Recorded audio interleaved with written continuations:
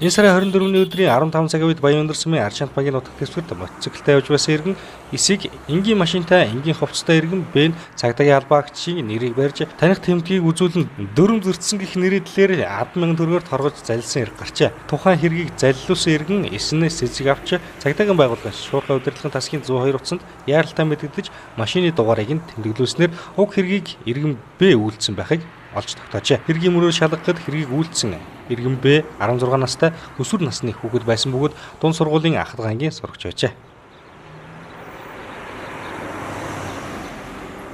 2019 оны 4-р сарын 24-ний өдөр 15 цагийн үед цагдаагийн газарт цагдаагийн албаагчийн бичиг баримтыг одоо нэг иргэн одоо ашиглаж одоо иргэнийг мотоцикл явж байгаа иргэнийг бас хууль бусаар 10,000 төгрөг торголоо гэсэн асуудал цагдаагийн бол мэдээлэл ирсэн. Энэ мэдээллийн хүрээнд цагдаагийн байгууллага ажиллаж тухайн иргэнийг торгосон иргэнийг бол цаг алдаг бас илрүүлсэн.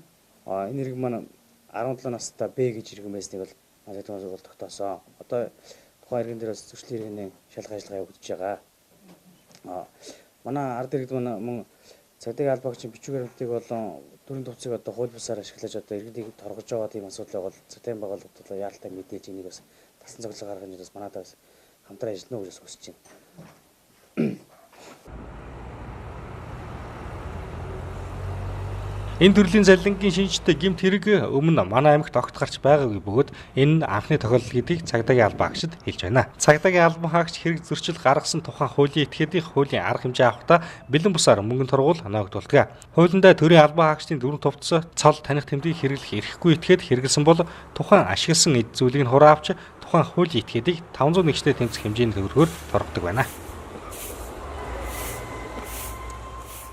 Зөрчлийн тухай хуулийн 15-21 зааснаар төрийн албаагч болон хууль сахиулагчийн дөрвөн товц болон бичиг баримт албаны хуулийг ашиглаж одоо хууль бус ажиллагаа хийсэн бол иргэнийг 500 нэгжээр торгоно гэсэн залттай. Энэ цагдаагийн албаагч нь бол тухайн одоо ямар нэгэн торгуулийн шийтгэл болон байгууллага аж ахуйн одоо иргэнийг одоо шалгах явцдаа өөрийн одоо албаны үнэлэх бичиг баримтаа тухайн иргэн танилцуулж тухайн иргэн маань тухайн бичиг баримтыг бас өөрийн нүдээр үзэж бас харж ээж тийм ээ. Энэ бас цагдаагийн албаагчтай бас шалгуулгаас зүйтэй гэдгийг бас иргэдэд анхааруулж байна.